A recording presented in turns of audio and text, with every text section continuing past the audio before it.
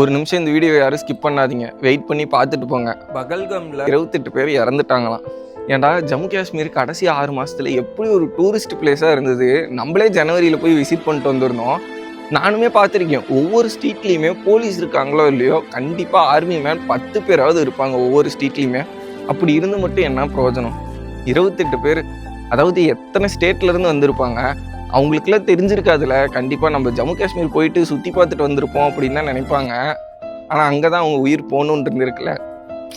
யோசித்து பார்க்கவே ஒரு மாதிரி கஷ்டமாக இருக்குது. அதுவும் என்னடா மதத்தை கேட்டு வந்து கொல்ற அளவுக்கு இல்லை, எனக்கு புரியல. இங்கே எல்லாருமே ஒத்துமையாக தான் இருக்கோம்.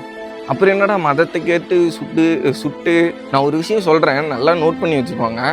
அவங்கள திருப்பி நம்ம ரிவெஞ்ச் எடுக்கணும், சுடணும்லாம் இல்லை. ஆனால் அவங்களுக்கு கரெக்டான தண்டனையை நம்ம வாங்கி தரணும். நம்ம ஒரு பப்ளிக் பீப்புள்ஸாக இருந்துட்டு நம்மளால என்ன பண்ண முடியும் அப்படின்னு யோசிங்க.